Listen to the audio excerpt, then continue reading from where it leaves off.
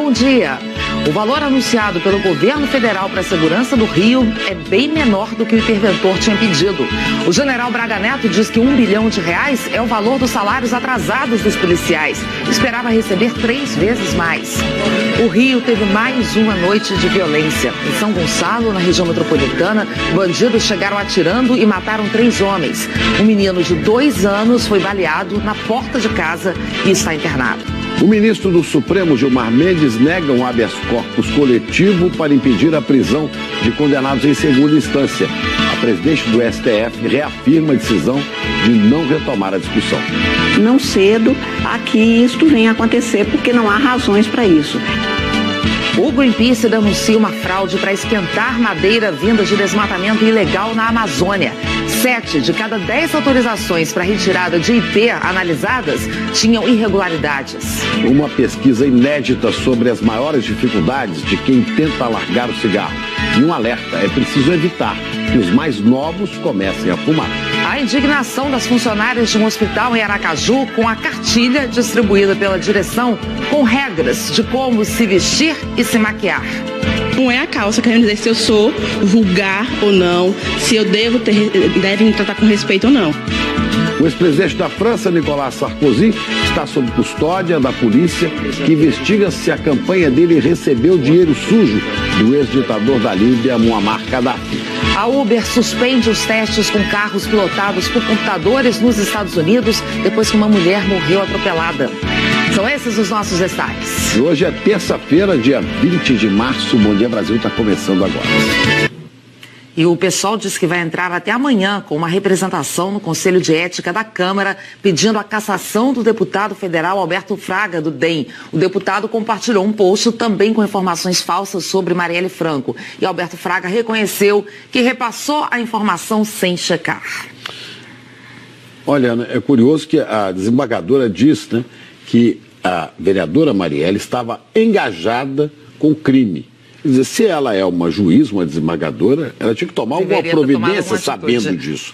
Mas não, diz que copiou o que viu o outro dizer, né? E que vai esperar as investigações, seria melhor esperar as investigações para se manifestar. E é bom deixar claro para ela que a vereadora assassinada não está sendo investigada, está sendo investigado é o crime, é quem matou, né?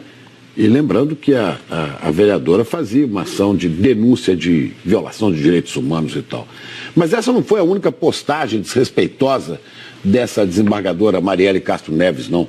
No fim de semana ela fez comentários numa rede social que provocaram indignação da Federação Brasileira das Associações de Síndrome de Down. O caso foi noticiado no blog do colunista Anselmo Góes, do jornal O Globo. Na postagem, a desembargadora disse que ouviu a notícia de que o Brasil é o primeiro país a ter uma professora portadora de síndrome de Down. A desembargadora prossegue, abre aspas. Aí me perguntei, o que será que essa professora ensina a quem? Esperem um momento que fui ali me matar e já volto, tá? Fecha aspas. A Federação Brasileira das Associações de Síndrome de Down divulgou ontem uma nota de repúdio ao que chamou de demonstração de preconceito da desembargadora Marília Castro Neves em relação às pessoas com síndrome de Down. Já a professora Débora Araújo de Seabra de Moura escreveu a seguinte resposta para a desembargadora. Abre aspas. Só quero dizer que tenho síndrome de Down e sou professor auxiliar de crianças de uma escola de Natal, Rio Grande do Norte.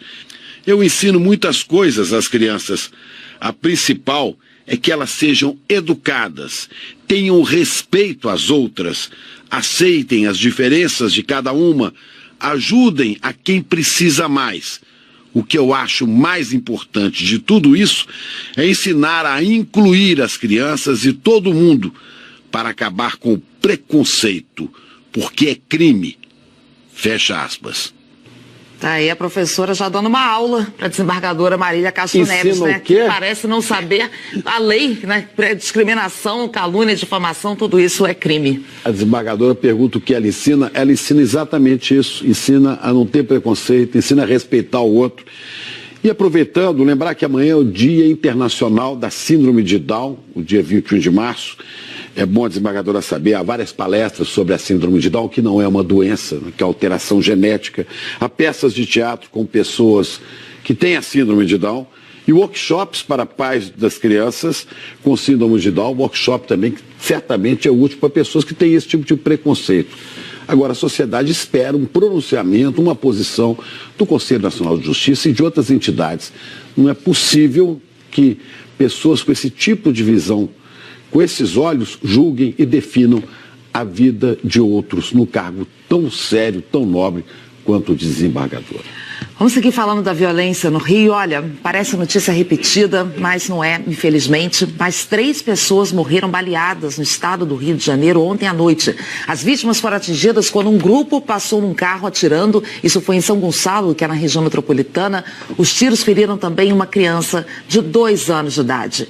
O governo federal anunciou que vai destinar R$1 bilhão para a intervenção na segurança pública do Rio. Agora, esse valor é bem abaixo do que o interventor tinha pedido. A segunda-feira terminou com uma criança de 2 anos baleada na barriga na porta de casa. O menino está internado no Hospital Estadual Alberto Torres.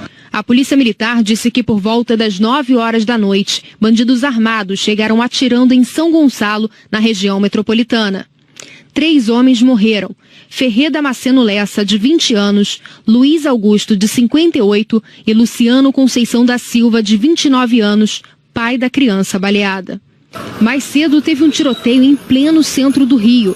Uma pessoa morreu e 2 ficaram feridas num confronto entre policiais e bandidos que tinham assaltado uma loja de celulares. Só ouvi tiro e fiquei abaixado aqui, esperando o tiro passar. Sensação ruim, né? A gente sabe o que vai acontecer, só escutar um monte de tiro, não sabe o que está acontecendo, não sabe de onde está vindo o tiro.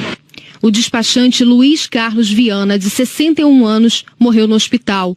Um homem de 35 anos e uma mulher de 46 foram vítimas de balas perdidas. Eles passaram atirando. Eu nem percebi que eu tinha levado um tiro na perna. Quando eu fui ver, o sangue estava descendo. Enquanto se conta o número de vítimas da violência no Rio, o governo federal conta o valor do dinheiro para intervenção na segurança. O anúncio foi de R$1 bilhão. O valor é bem abaixo do que tinha pedido o interventor. Numa reunião com deputados, vereadores e o governador Luiz Fernando Pezão, do MDB, o general Braga Neto calculou que a segurança do Rio precisa de mais de R$3 bilhões. O interventor falou que R$1 bilhão é o valor das dívidas em salários e gratificações que devem ser pagos pelo governo do estado. Do governo federal, a intervenção espera receber mais. R$1,5 bilhão seria para custeio das polícias e investimentos até o fim do ano, e 600 milhões para dívidas com fornecedores. Segundo parlamentares que participaram do encontro, o general Braga Neto disse que as prioridades são dinheiro para inteligência, viaturas e material da Polícia Civil, carros, equipamentos e treinamento da Polícia Militar, além de mais recursos para melhorar o monitoramento nos presídios. Me pareceram ter, obviamente, ainda a necessidade de aprimoramento, principalmente no aprimoramento da questão orçamentária e, obviamente, das ações que continuar sendo realizadas pelo gabinete. Dinheiro totalmente insuficiente, mal dá para pagar as dívidas. Agora, além desse R$1 bilhão para a intervenção na segurança do Rio, especificamente, o governo federal disse que pode destinar até R$4 bilhões para o Ministério da Segurança Pública. Bem, uma medida provisória sobre esse assunto deve ser publicada ainda essa semana. Há pouco a gente falava aqui de preconceito, de desrespeito, pois tem mais. Olha, uma cartilha distribuída pela direção de um hospital em Aracaju provocou revolta e protesto entre as funcionárias. Essa cartilha, esse livrinho, diz como é que elas devem se vestir e até que tipo de maquiagem devem usar. A intenção era homenagear as mulheres. Um bloquinho de notas distribuído às funcionárias do Hospital Universitário de Aracaju. Mas dentro, há regras de comportamento. Uma espécie de cartilha que não agradou. Ele aborda que a mulher não pode se apresentar no local de trabalho com aspecto desleixado, que o esmalte não deve ser vermelho, que a maquiagem, o ideal é que tanto o esmalte como a maquiagem deve ser nude. Tem até tutorial de maquiagem para não errar na cor, nem deixar as olheiras aparentes. Meu corpo, minhas regras, eu sou mulher e eu mando no meu corpo. Não é gestão de nenhuma instituição que vai dizer como eu devo me portar e como eu devo me vestir. 49 regras, todas numeradas numa espécie de bloco de anotações. E o que chama atenção é que quase todas trazem recomendações sobre como a mulher deve se vestir. Uma delas, a regra número 5, diz que estampa e modelagem fashion são roupas cômicas e, portanto, devem ser abolidas do ambiente de trabalho. Porque a minha roupa é colorida, eu estou fora do contexto de seriedade. Então, eu não sou uma pessoa séria. Então, vamos ver.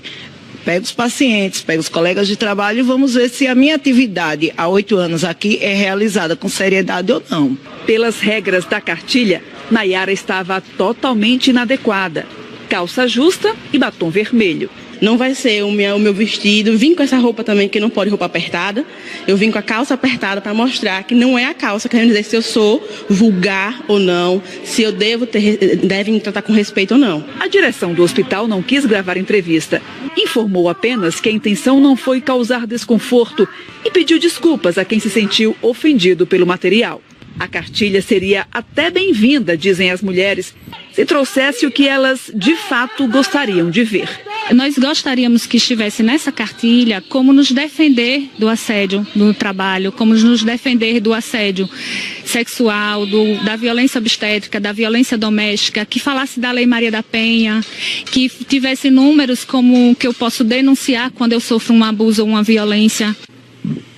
Está faltando uma cartilha para ensinar noção, respeito, né? Isso que está faltando, na verdade. A direção do hospital não se manifestou e também não deu as caras. Quem é que escreveu essa quantidade de bobagens, né? Não aparece na hora dessa. E seria bom que a cartilha constasse também qual deve ser o salário digno, as condições de trabalho, mas isso é para outro país. Olha, a Uber suspendeu todos os testes com veículos autônomos dirigidos por computador nos Estados Unidos e no Canadá. Decisão tomada depois que um carro que estava sendo testado atropelou e matou uma mulher no estado do Arizona. Foi o primeiro acidente com morte durante esse tipo de teste. Quem comandava a direção do veículo da Uber que atropelou uma mulher era o computador. Havia uma pessoa dentro do carro, mas ela não estava dirigindo.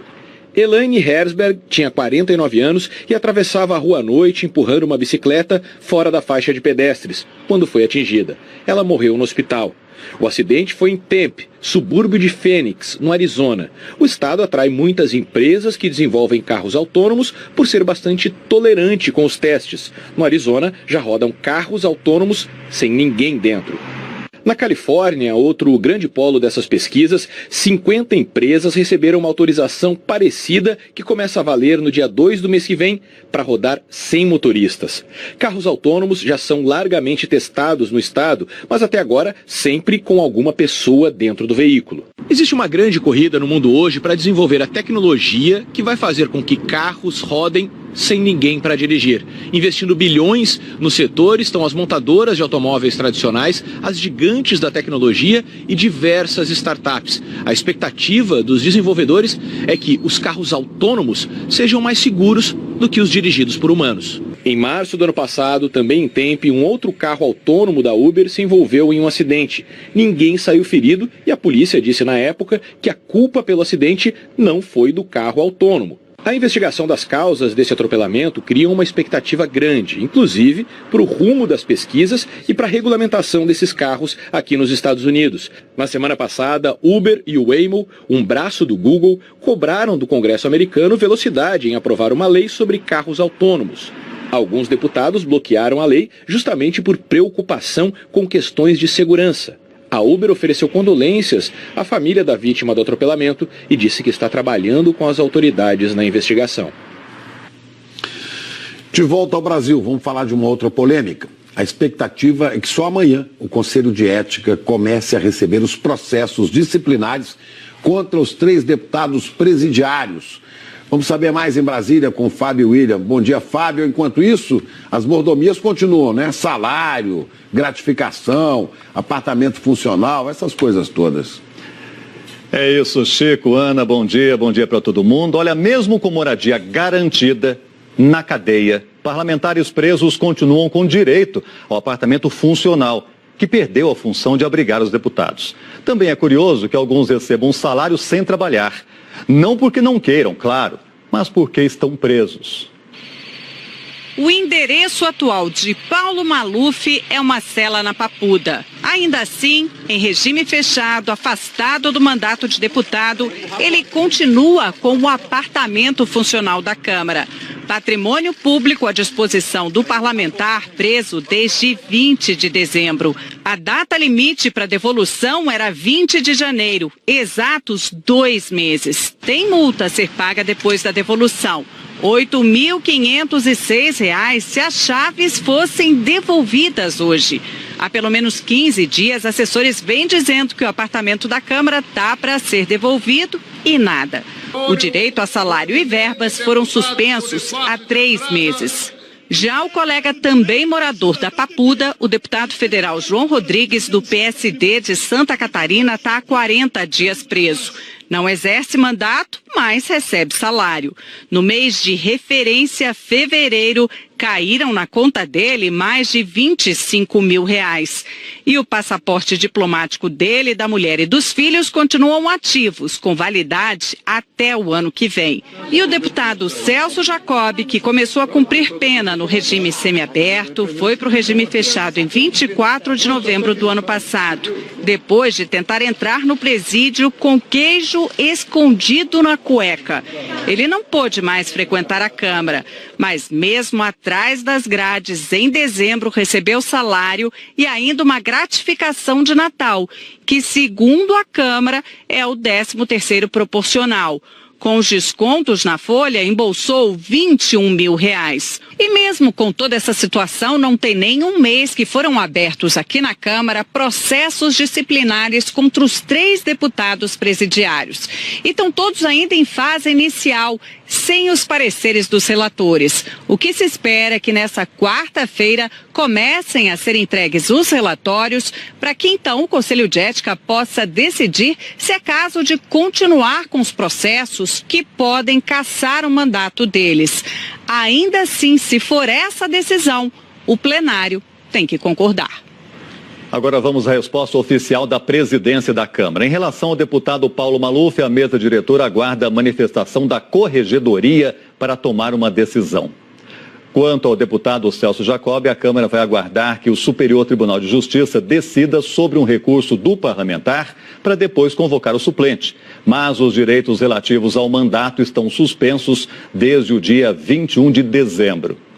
Já sobre o deputado João Rodrigues, segundo a mesa diretora, não houve a suspensão dos pagamentos porque o deputado ainda está oficialmente no exercício do mandato. Mas há desconto proporcional às faltas.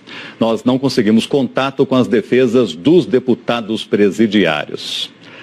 Ana, Chico...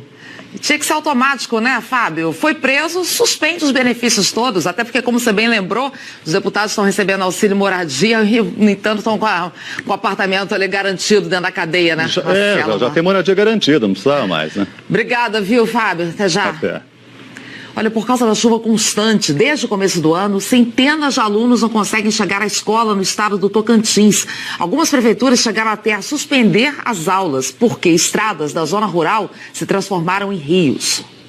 Para chegar à escola em Ananás, no norte do Tocantins, 60 estudantes atravessam um rio que invadiu a estrada. Tá vendo a situação que nós levamos aqui para poder estudar, dar um futuro melhor para os nossos filhos? A situação se repete em outras regiões do estado. Em Juarina, o único ônibus que ainda faz o transporte não passa neste trecho e os alunos precisam atravessar o córrego, escorados na cerca ou por dentro da água. Todos os dias esse sacrifício. Daí a gente precisa estar passando assim, no córrego, atravessando eles. Em Formoso do Araguaia, a prefeitura suspendeu as aulas até abril por causa das condições das estradas. Chove intenso desde o início do ano. Eu acho ruim, né? Porque a gente está sendo prejudicado. Infelizmente, por causa de um trecho de estrada de 13 quilômetros aproximadamente, eles estão sem aula. Em Peixe, 8 escolas que atendem mais de 1.300 alunos estão fechadas por decisão da prefeitura. O caminho dos estudantes ficou coberto por água e lama. Para tentar escoar toda essa água que encobre as estradas rurais da região, maquinários estão sendo usados para a abertura desses canais no meio da floresta. Essa tem sido a única alternativa para dar passagem para a água da chuva. A Secretaria de Educação de Peixe admitiu falta de segurança para transportar os alunos, mas garantiu que os 200 dias letivos serão cumpridos. A gente vai fazer um calendário de reposição e isso vai acontecer normalmente. Os 3 irmãos agora estudam em casa, já que não podem assistir a aula. Estão perdendo a aula e estão interessados, porque não tem condição de estar perdendo assim não, né?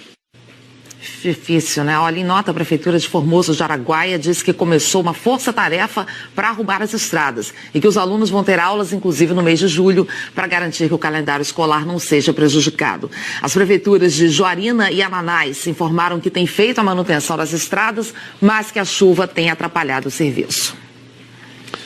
Bom, hoje começamos o último dia. Hoje a gente começou o dia, né? No verão, mas é o último dia do verão. Vamos terminar o dia hoje no outono, para aproveitar o finzinho desse sol. Isabela Camargo não está no estúdio, está tomando sol na rua, né? No início, vai falar do início dessa estação do outono. Bom dia, Isabela. Oi, Chico, Ana, bom dia a todos. Sim, vim aqui para pertinho da natureza, então, para falar sobre a mudança da estação. Para alegria de uns, tristeza de outros, o outono começa às 1h15 da tarde, oficialmente. Esse horário é definido pela astronomia. E é o momento em que o hemisfério norte e o hemisfério sul recebem a mesma quantidade solar. Por isso, equinócio de outono. Na prática, gente, a partir de agora, todo o país começa a ter menos chuva, ou seja, começa a ficar mais seco. E o centro-sul, principalmente, começa a ficar mais frio. As temperaturas do norte e do nordeste não alteram tanto. Então, vocês vão ver no mapa. A gente está saindo de um padrão do verão em que só as regiões serranas tinham temperaturas mínimas mais baixas. E a partir de agora, então, região sul e sudeste começam já a sentir aquele friozinho de manhã. Então é o seguinte, como nós vamos começar a falar muito de temperatura, nós viemos aqui para a Estação Meteorológica da USP, aqui na capital paulista, para te mostrar algumas curiosidades em torno das medições das temperaturas oficiais. Tá vendo essa casinha aqui? É um abrigo meteorológico, segue padrões internacionais para garantir valores bem confiáveis. É de madeira, fica a 1,5 metro do chão, olha só, e dentro dela nós tivemos autorização aqui para mostrar para vocês. Tem vários equipamentos em que os meteorologistas tomam nota de hora em hora. Temperatura, umidade relativa do ar. Aí eles pegam todas essas informações, colocam num banco de dados que é enviado para os centros de pesquisa, os centros que fazem as previsões meteorológicas. Além disso, os meteorologistas também observam as nuvens no céu. Elas dizem muito, né, sobre o que vai acontecer aí durante o dia. Para encerrar, gente, sabe o que é a casinha branca? Para refletir a luz do sol e não reter o calor, que é o que acaba acontecendo nos termômetros do carro, né, e da rua, e que nos dizem, de repente, informações que temperaturas maiores do que as oficiais. Aqui em São Paulo, vocês estão vendo que tem bastante sol, ainda vai ser um dia típico de verão, com pancadas de chuva só à tarde. E aí eu separei para vocês, então, a previsão para o restante do país. O sol brilha o dia inteiro em parte do sul do Rio Grande do Sul, do Espírito Santo, passando pelo Nordeste Mineiro até o interior da Bahia e do centro-leste de Alagoas até o Rio Grande do Norte. No restante do país, a condição é para pancadas de chuva à tarde. E nas áreas em verde escuro pode chover a qualquer hora, do oeste gaúcho até o sul de São Paulo e do oeste de Mato Grosso até o oeste do Amazonas. As temperaturas no sul não sobem tanto como nos últimos dias. Máxima de 24 graus em Porto Alegre, 25 em Curitiba, 32 em Belém, Goiânia e Porto Velho, 33 em Campo Grande, Cuiabá, Fortaleza e Natal, 30 em São Paulo e 36 no Rio de Janeiro. Vamos para o intervalo? A gente volta a seguir com a expectativa para a prisão do ex-vice-presidente da Engevix, Gerson Almada. Depois de condenado em segunda instância, ele deve começar a cumprir pena hoje, no Paraná. Os pacientes de Campo Grande que precisam entrar na justiça para conseguir vagas em UTIs. Uma pesquisa diz que o estresse pode ser contagiante. Quem está do seu lado pode estar influenciando no seu mau humor. E sabe aqueles grunhidos esquisitos feitos por alguns atletas? Especialistas dizem que eles ajudam a melhorar o desempenho esportivo. Agora são 7h59, 8 horas em ponto, hora de Brasília. O ex-vice-presidente da Engevix, Gerson Almada, deve se entregar hoje à Polícia Federal. A condenação dele na Lava Jato foi confirmada pela segunda instância e o juiz Sérgio Moro mandou executar a pena. Vamos a Curitiba falar com Ana Zimmermann, porque ela tem informações sobre esse caso. Bom dia, Ana. Bom dia, Chico. Bom dia a todos. O juiz Sérgio Moro determinou que Gerson Almada se entregue aqui na sede da Polícia Federal, mas ele vai começar a cumprir a pena num presídio na região metropolitana. O ex-vice-presidente da Engevix foi condenado em 2015 por corrupção e lavagem de dinheiro, tudo ligado a fraudes em contratos com a Petrobras. Ele recorreu e o Tribunal Regional Federal da 4ª Região aumentou a pena de 19 para mais de 34 anos de prisão. Como todos os recursos da defesa no tribunal já foram julgados, o juiz Sérgio Moro determinou o cumprimento da pena. Sobre a prisão depois da condenação em segunda instância, Moro afirmou no despacho que uma eventual alteração no entendimento do Supremo seria desastrosa para os avanços havidos recentemente em prol do fim da impunidade da grande corrupção no Brasil. A defesa de Gerson Almada disse que vai recorrer ao Superior Tribunal de Justiça em Brasília. Chico, Ana. Ok, obrigada, Ana. E falando nisso, hoje tem reunião do Supremo Tribunal Federal exatamente para discutir se a prisão, após todos os recursos em segunda instância, volta à pauta. Ontem, a presidente do STF voltou a dizer que não vê motivo para rever essa decisão. Fábio, Carmen Lúcia voltou a falar nesse assunto e citou também um outro ponto importante, o habeas corpus das defesas. Na presidente do Supremo, ministra Carmen Lúcia, reafirmou a posição dela a favor da prisão de condenados em segunda instância e disse que se essa questão voltar ao plenário do tribunal, será para casos específicos. A ministra falou com exclusividade para Heraldo Pereira, do Jornal das 10 da Globo News. A decisão foi tomada em 2016 e com repercussão geral. A segunda instância é um dos instrumentos que também foi uma conquista do Supremo Tribunal e do Poder Judiciário para garantir a continuidade dos processos de todas essas operações de combate à corrupção. Diga-se a Lava Jato entre elas, principalmente. E por isso não há nenhuma razão para que a matéria volte agora, abstratamente, para levar à mudança da jurisprudência ou à mudança desse entendimento. Por isso é que, tendo a pauta, não cedo a que isto venha a acontecer, porque não há razões para isso. Em todo o Tribunal Constitucional, somente há uma mudança quando uma maioria significativa da composição do tribunal, que adotou uma determinada linha, tem alterado. Isto não aconteceu no Supremo Tribunal Federal. Qual é a possibilidade de esse tema voltar a julgamento sem que a senhora paute, por decisão de um conjunto de ministros? Por exemplo, poderá voltar o tema, não o julgamento em si abstratamente, mas qualquer pessoa que se senta lesado, ameaçado nos seus direitos, pode trazer a matéria em habeas corpus, que não depende de pauta, que o Código de Processo Penal é claro, havendo um habeas corpus, por exemplo, que seja devidamente liberado pelo relator, na primeira sessão subsequente, o presidente terá de convocar o processo, mas será levado não para mudar a jurisprudência, mas para considerar as peculiaridades daquele caso e valerá para aquele caso e para nenhum outro. E pelo que se comenta nos bastidores, essa reunião que está prevista para hoje no Supremo Tribunal Federal para discutir a prisão após decisão em segunda instância teria sido um pedido do ministro decano do tribunal, Celso de Mello. Não se sabe se todos os ministros vão participar. E o ministro Gilmar Mendes, do Supremo Tribunal Federal, negou um pedido de habeas corpus coletivo que tinha o objetivo de impedir a prisão de todos os condenados em segunda instância. A ação foi apresentada por um grupo de advogados do Ceará na última sexta-feira. Na decisão, o ministro Gilmar Mendes considerou que o pedido era amplo demais e poderia beneficiar todo tipo de preso. Segundo ele, esses casos têm que ser tratados individualmente. Ana, Chico. Obrigado, Fábio. Uma pesquisa feita por uma universidade canadense descobriu que quem vive com alguém estressado pode acabar contaminado.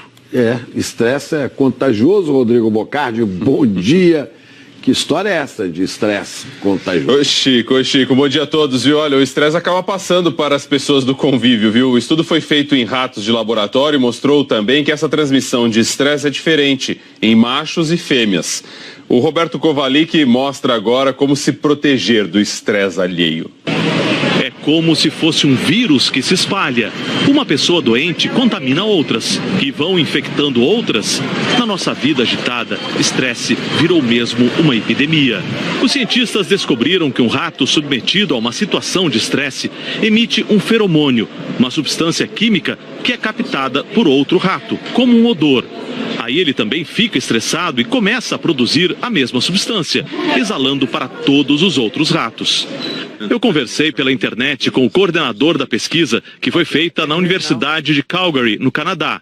O professor Jaidi Benz explica que esse mecanismo ajuda na preservação das espécies. O odor é o alerta que avisa os outros do grupo para se prepararem para o perigo. Mas o estresse provoca mudanças no cérebro e elas ocorrem mesmo em indivíduos que não passaram pela situação estressante. A yoga é uma tentativa muito procurada por quem quer se livrar da ansiedade, da agitação.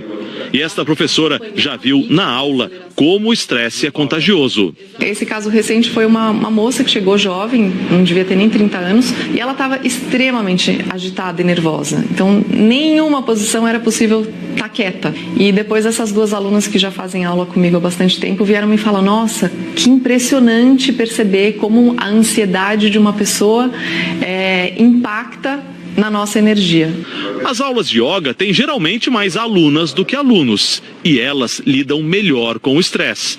A pesquisa mostrou diferenças de comportamento entre ratos e ratas.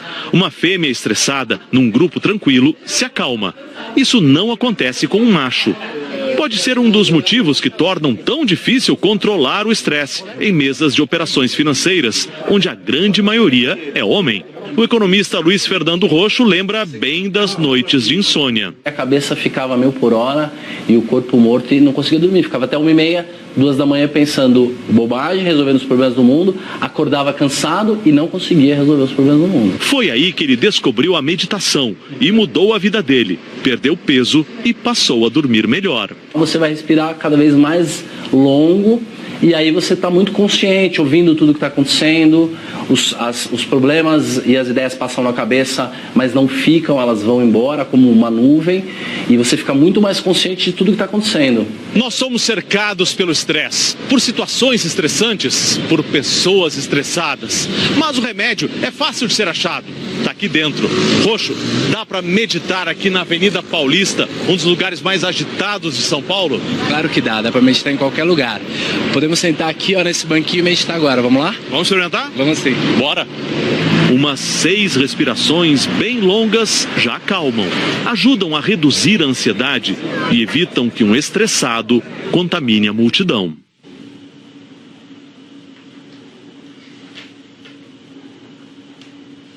Seis respirações. No caso das ratas que chegaram estressadas no grupo, o contato com as outras ratas reduziu a tensão pela metade. Ou seja, Chico Pinheiro, a Ana Paula Araújo, ela neutraliza o seu estresse. Muito bem. Estou aqui meditando, você mandou essa paz toda aqui pra gente, Rodrigo, muito bom. Agora, infelizmente, as notícias... Está difícil de desestressar com as notícias que a gente tem dado aqui. Essas me deixa aí, gostei dessa. Todos os dias a gente podia adotar essa aí, 6 respirações. Para contrabalançar. Falando em notícia estressante... Só isso. O maestro Tom Jobim dizia que o barulho de fora não deve interferir na música de dentro. É isso. Toca. Falando em notícia estressante, olha essa que está chegando aqui de Mato Grosso do Sul. Os 3 maiores hospitais públicos de Campo Grande não têm vagas disponíveis na UTI. Muitos pacientes são obrigados a esperar pela internação, ficando em postos de saúde, e alguns só conseguem transferência com a ajuda da Justiça. A fila de macas toma todo o corredor do pronto atendimento do Hospital Universitário de Campo Grande, um dos principais da capital. 28 pessoas estão aqui à espera de vaga para internação. A dona Conceição tem trombose e está mais de 1 semana no corredor. Ele não dorme direito, né? Não é muito bom não. Mas a gente vai empurrando, né? Tem outro jeito, né? Não tem outro jeito. Além do corredor, a ala vermelha está superlotada. Aqui ficam as pessoas mais graves que dão entrada no hospital. 7 pacientes precisam de leito de UTI, só que não tem vaga. O ideal seria que os pacientes ficassem num espaço como esse por no máximo 24 horas. Mas tem gente há quase um mês aqui. A ala vermelha é uma ala de urgência e emergência. Ela não foi criada para o tratamento longo de um paciente.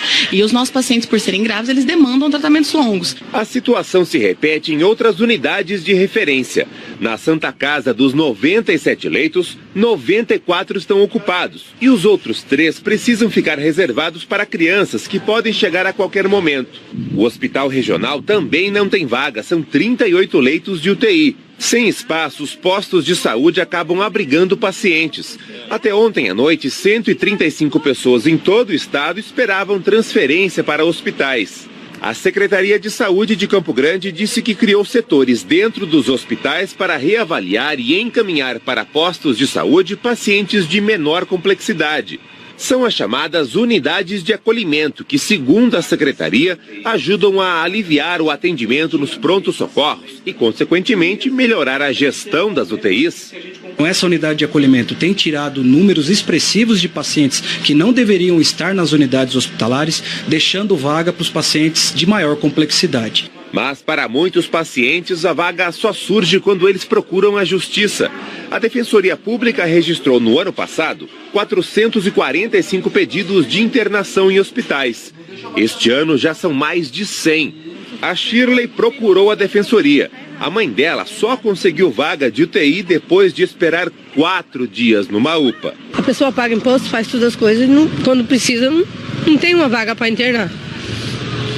É bem complicado. O Ministério da Saúde afirma que reforçou o atendimento hospitalar em todo o país e que até o momento não consta nenhum pedido de novos leitos de UTI para Campo Grande. O Hospital Universitário Regional informaram que não há previsão de ampliação de vagas. Já a Santa Casa esclareceu que tem projetos para ampliação de leitos e que eles ainda estão em andamento. 8h15, Glória Vanik, aquela atualizada pra gente da situação em São Paulo. Vamos lá, Rodrigo, vamos começar pelo transporte coletivo. Hoje tudo tranquilo desde cedo no metrô e na CPTM. Tranquilo dentro daquela realidade que a gente conhece, o aperto no transporte coletivo. Isso aí. Agora a gente vem aqui para o Waze para mostrar a situação da Marginal do Rio Tietê. Tem um acidente entre carro e moto na Marginal do Rio Tietê, no sentido da rodovia Castelo Branco, ali perto da ponte da Vila Guilherme. Então dá uma olhadinha no trânsito aí. Informação aqui é pela pista central, né? Então trânsito bem complicado aí na região, já afetando ali, ó, a chegada da Marginal pela rodovia Presidente Dutra. Tudo bem difícil nessa região. Trazendo informações também com imagens das nossas câmeras, mostrando como é que está a Radial Leste para você, com imagem ao vivo na altura do Tatuapé, mostrando aí no sentido do centro da cidade que o trânsito já melhorou ali na região. Ok, Glória, muito obrigado. A gente vai para o intervalo. Já vamos falar de uma pesquisa que tenta responder por que é tão difícil parar de fumar. E outras notícias de São Paulo, agora 8h16, a gente volta já.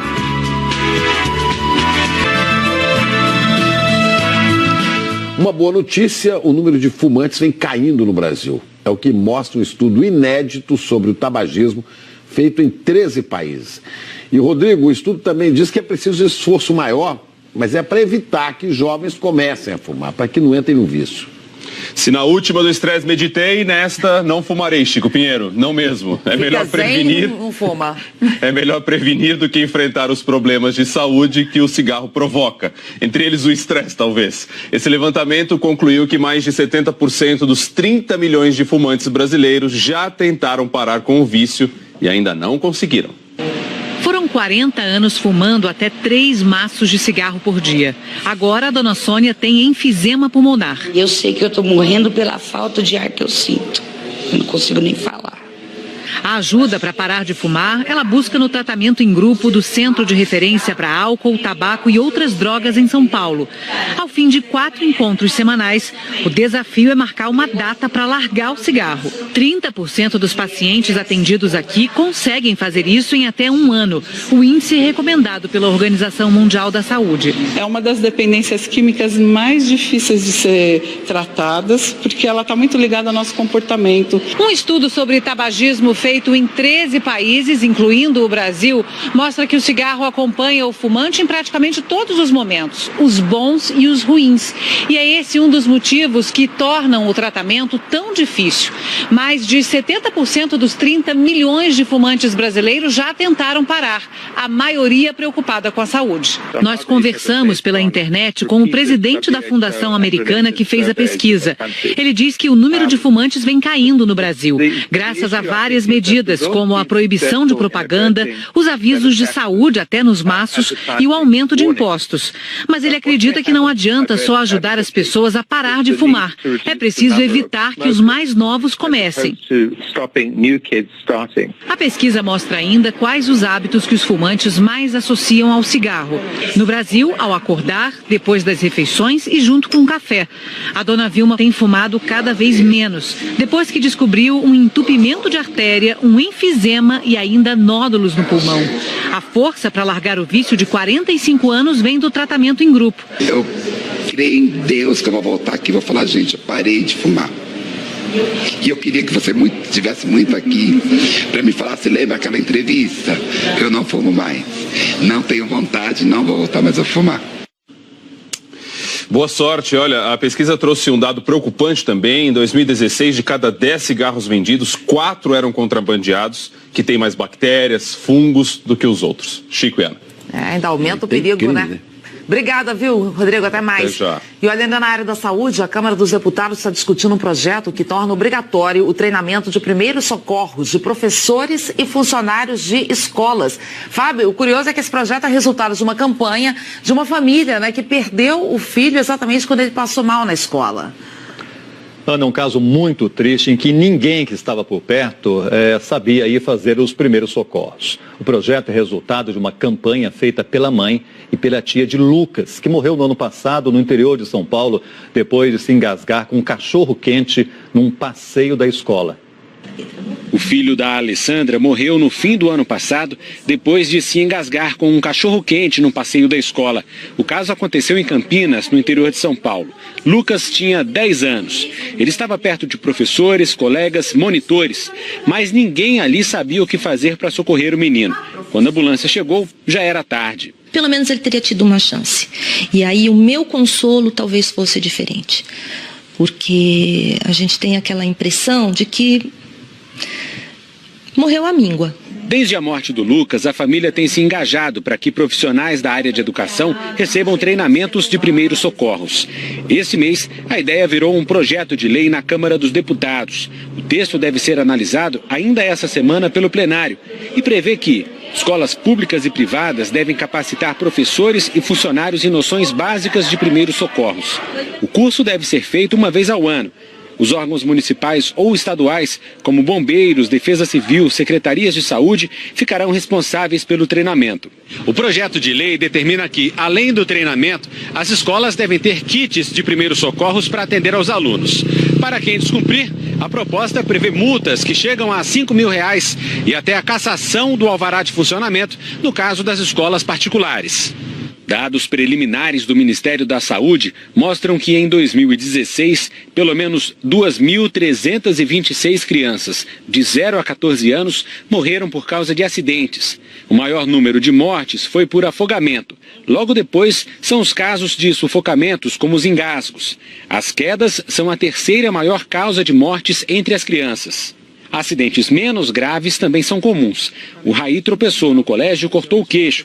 Recebeu os primeiros socorros no improviso. A minha professora e a diretora me levaram para o banheiro e colocaram meio que um algodão com papel higiênico no meu queixo. No caso dos engasgos, os bombeiros ensinam o que fazer. Ela coloca a mão nessa região um pouco acima do abdômen, seria na parte do estômago, e aí ela vai fazer um movimento para dentro e para cima. né? Esse movimento faz uma pressão e visa desobstruir esse objeto da via aérea. A mãe do Lucas, que provocou a criação do projeto de lei, espera que o treinamento de primeiros socorros torne as escolas mais seguras e deixe os pais mais tranquilos. O Lucas tinha tantos sonhos, eu tinha tantos planos junto com ele. Então, eu não vou poder realizar, mas eu vou ver outros realizando. Olha, atenção, viu? Pelo telefone 192, o SAMU dá orientações de primeiros socorros em casos menos complexos, como ferimentos e engasgos. 8h25 agora, Glória. Trazendo a imagem da nossa câmera aqui da Marginal do Rio Pinheiros, Rodrigo, vamos dar uma olhadinha como é que está a situação então? Aqui no sentido da rodovia Castelo Branco, pista expressa um pouquinho pior do que a pista local. Parece que não está das piores, né? Mas eu te mostro por quê. Porque dá uma olhadinha como é que está a situação lá para trás, exatamente. Teve um acidente entre carro e moto ali um pouquinho depois da Ponte Laguna e por causa disso o trânsito ficou retido ali atrás. Olha lá, tá tudo bem complicado passando ali a Ponte João Dias. Então, trânsito bem difícil no sentido da rodovia Castelo Branco, aí na Marginal do Rio Pinheiros, por reflexo desse acidente. Então, por causa disso, trânsito complicado por aí. Tá bom, Glória. Obrigado, viu, pela atualização. Eu volto com outras informações. A gente vai para o intervalo. Já já vamos falar das fraudes no Pará para vender madeira ilegalmente. Até agora a gente discutindo isso. Pessoal, não bota a mão na consciência. E outras notícias de São Paulo também. A gente segue de olho. Marginal do Rio Tietê agora aí. O trânsito aí vai bem perto da Ponte do Limão. 8h27. Morreu o último rinoceronte branco macho do mundo. O animal chamado de Sudão morreu numa reserva no Quênia aos 45 anos. Agora há apenas 2 fêmeas da espécie no mundo inteiro. Cientistas vão tentar evitar a extinção do rinoceronte branco fazendo fertilização in vitro. Os rinocerontes brancos viviam na região central da África e foram dizimados nas décadas de 70 e 80 por causa do valor pago pelo chifre do animal. Olha, no Pará, criminosos estão fraudando documentos para conseguir comercializar legalmente madeira retirada de áreas proibidas. O levantamento foi feito nas autorizações de manejo florestal emitidas pela Secretaria do Meio Ambiente do Pará entre 2013 e 2017. Nos documentos estão os inventários das árvores que podem ser derrubadas em áreas de floresta legalizadas. O Greenpeace analisou 586 autorizações para extração do ipê, uma das espécies de maior valor comercial, e constatou que em 77% dos inventários, a quantidade de árvores declarada era até 10 vezes maior do que naturalmente poderia haver nessas áreas. Segundo o Greenpeace, essa quantidade a mais serve para disfarçar madeira roubada de áreas sem autorização para desmatamento. A Secretaria do Meio Ambiente do Pará afirmou que vai se pronunciar quando tiver acesso ao estudo do Greenpeace. A gente volta a falar do tempo, verão acabando, com pouca chuva aqui em São Paulo. Essa foi a estação mais seca dos últimos 15 anos. O verão acabou num dia bem típico para a estação. Muito calor com pancadas de chuva à tarde. No Brás, na região central, as ruas Maria Domitila, Benjamin de Oliveira e Santa Rosa ficaram debaixo d'água, pelo que a gente vê nessas imagens de um cinegrafista amador. Situação muito comum por aqui. Dá para notar pelas comportas instaladas em vários comércios da vizinhança. E apesar de ter marcado presença no último dia, choveu pouco nesse verão. Foram registrados 572 milímetros de chuva, 79% da média. Foi o verão menos chuvoso dos últimos 15 anos. Fevereiro foi o principal vilão. Foi o mais seco desde 2005 e o terceiro menos chuvoso desde que as medições do Instituto Nacional de Meteorologia começaram em 1943. Agora, março, a gente retomou um pouco essas pancadas de chuva, mas assim, na conta final, o verão 2017-2018, ele termina devendo chuva, não só para a cidade de São Paulo, mas para a maioria das áreas do estado de São Paulo. Vamos dar uma atualizada na previsão do tempo para hoje. Isabela Camargo no telão hoje. Diga, Isa. Tudo bem, Rodrigo? Vim aqui pertinho da natureza para comemorar, né? A mudança da estação. Outono começa oficialmente só às 1h15 da tarde. Esse é um horário que muita gente tem curiosidade, mas é determinado pela astronomia, tá? Agora, aqui na estação meteorológica da USP, que nós estamos na Zona Sul, tá fazendo 25 graus, mas como não tá ventando, né? Vocês podem ver que meu cabelo tá aqui bonitinho, paradinho, mas tá muito abafado. A umidade do ar tá em torno de 75%. Essas informações, ou sei porque elas estão guardadas, tá? Dentro dessa casinha meteorológica. Mas a previsão aí nesse último dia, né? Nessa última manhã de verão, ainda de muito calor, com pancadas de chuva à tarde. Aí a partir de amanhã nós vamos atualizando aí o que vai acontecer na próxima estação. Rodrigo. Tá bom, Isa, muito obrigado, viu? Bom dia pra você. Um intervalinho, pessoal, a gente vai falar já do treino da seleção pro amistoso contra a Rússia, lá na casa deles, no frio. E também notícias de São Paulo, agora 8 horas e 35 minutos. A gente volta já. Prefeitura de São Paulo vai reenviar parte dos boletos do IPTU deste ano para pagamento parcelado. É só para os carnês com vencimento entre os dias 1 e 9. A Prefeitura disse que houve um erro nos códigos de barras. Para os boletos com outras datas, tudo continua igual. Diga, Glória, 8h40 agora. Vamos dar uma olhadinha no trânsito no Corredor Norte-Sul? Vamos lá. Ah, Felipe Guedes está lá. Diga, Guedes. Oi, Rodrigo, Glória, a gente está aqui na região da Luz, tá de olho realmente no trânsito aqui do Corredor Norte-Sul e não tá nada fácil a vida do motorista que sai da Zona Norte, quer ir pro centro, pra Zona Sul agora. Dá uma olhada na fila, o anda e para danado, mais para do que anda. Vou tentar mostrar para vocês, não sei se vai dar. Ó, ali eles recapearam, a Prefeitura recapeou o asfalto ali no Corredor Norte-Sul e bem em cima de onde eles trocaram o asfalto já tem um baita de um buraco aberto. O pessoal cai, a sorte é que o motorista agora não consegue nem ir um pouco mais rápido, então um buraco não estraga tanto, mas quando não tem trânsito, vamos dar uma olhada aqui do outro lado da passarela da Rua das Noivas, a gente vê que o trânsito sentido centro, ele continua complicado até onde a gente consegue ver aqui. Sorte mesmo é da turma que está indo para a Zona Norte, ó, pega a pista livre sem nenhum problema agora de manhã. Rodrigo e Glória. Valeu, Guedes, muito obrigado, viu? Tá aí, dando uma olhadinha aqui, Rodrigo, no nosso mapa interativo, atenção ali, ó, pro alerta da CET, interferência na pista expressa da Marginal Pinheiros, sentido Interlagos, antes da ponte do Jaguaré. Aí, entrei em contato com a CET para ver o que acontece por lá. Foi um acidente entre carro e moto na pista expressa, no sentido de Interlagos. Tem atendimento por lá, porque tem ferido, e por causa disso, claro, o trânsito fica mais complicado do que o normal. Então, a chegadinha ali da Castelo Branco, logo depois do Cebolão, já se complica nessa região e o trânsito segue por aí complicado também. Passada a ponte do Jaguaré, já está tudo difícil para o motorista no sentido de Interlagos, tá? Vendo também imagem ao vivo da nossa câmera na Zona Leste, região da Aricanduva. Vamos ver como é que está o trânsito por lá agora? Olhando aqui, ó, pessoal que segue em direção à Marginal do Rio Tietê pelo viaduto já enfrenta lentidão também, como a gente consegue ver na nossa imagem ao vivo. E quem vai de ônibus agora? Como é que está a situação do pessoal que pega o transporte coletivo? Olhando os nossos principais corredores de ônibus, destaco quem sai ali da Zona Norte em direção ao centro da cidade. Ou melhor, desculpa, vamos pegar primeiro aqui a Zona Sul, que foi o que eu separei primeiro. A Avenida Vereador José Diniz e também Santo Amaro, os dois corredores difíceis. E agora sim, pessoal que sai ali da Zona Norte em direção ao centro da cidade, até pessoal que está ali perto de onde o Felipe Guedes mostrou para a gente, a Avenida Santos Dumont e também Cruzeiro do Sul. São dois corredores de ônibus também bem complicados na manhã desta terça-feira. E agora vindo para as nossas câmeras da Avenida dos Bandeirantes, mostrando o pessoal aí, ó, que sai do sistema Anchieta Imigrantes em direção à Marginal do Rio Pinheiros, tudo travado também pela Avenida dos Bandeirantes. No Corredor Norte-Sul, nesse trechinho do lado do aeroporto de Congonhas,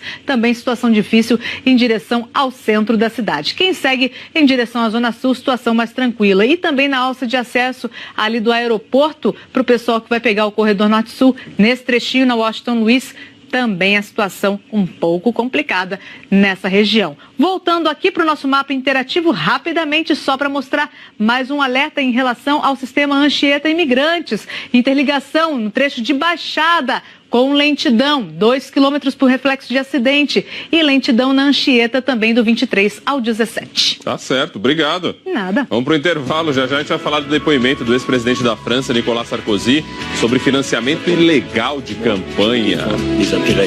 História familiar para nós, né? 8h43.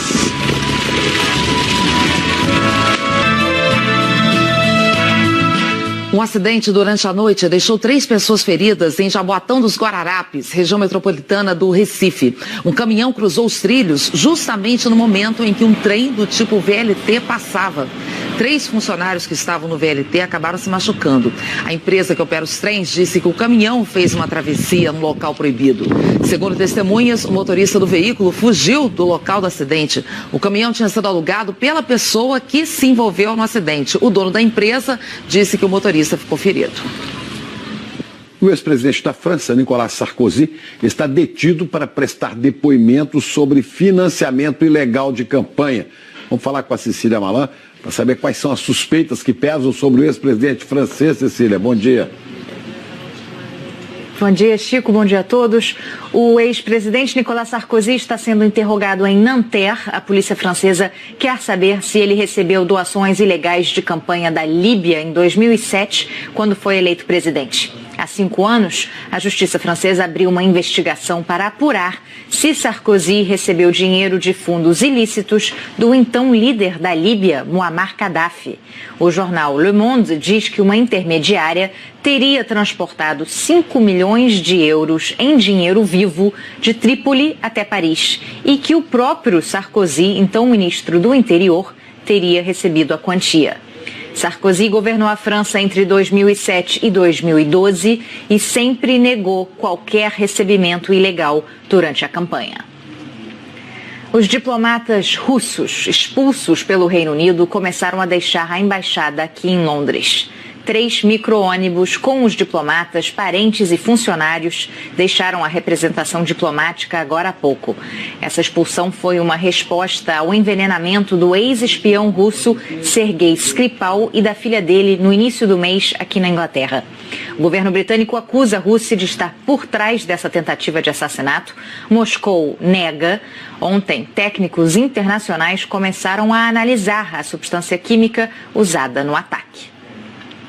E hoje é o primeiro dia da primavera aqui no hemisfério norte, mas pelo menos aqui em Londres ninguém acredita porque faz quase 0 grau do lado de fora e no fim de semana caiu uma nevasca totalmente fora de época, vai entender. Hoje é também o Dia Internacional da Felicidade, estamos precisando, né, gente? Sempre. Por aqui estamos começando o outono com temperatura de verão, né, gente? Hoje é Brasil terminando, até amanhã, Fábio, Rodrigo. Polícia Federal prendeu 2 traficantes internacionais de drogas hoje cedo no aeroporto de Guarulhos. Eles tentaram embarcar em voos diferentes para a Etiópia. Uma mulher de São Tomé e Príncipe levava 2 quilos de cocaína no fundo falso de uma mala. E um nigeriano tentou embarcar com 34 rolos removedores de pelos, recheados com cocaína. Uma terça feliz para todos. Até amanhã.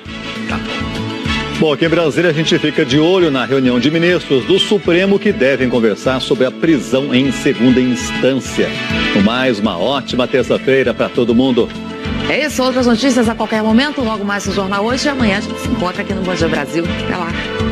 Deve ser por ser Dia Internacional da Felicidade, como disse a Cissa aqui, né? Que hoje é aniversário de Felizlândia. Olha. Felixlândia faz 69 anos, cidade que fica ali a 200 quilômetros de BH, perto da Três Marias da Represa. Felizlândia, um feliz dia para você. Também.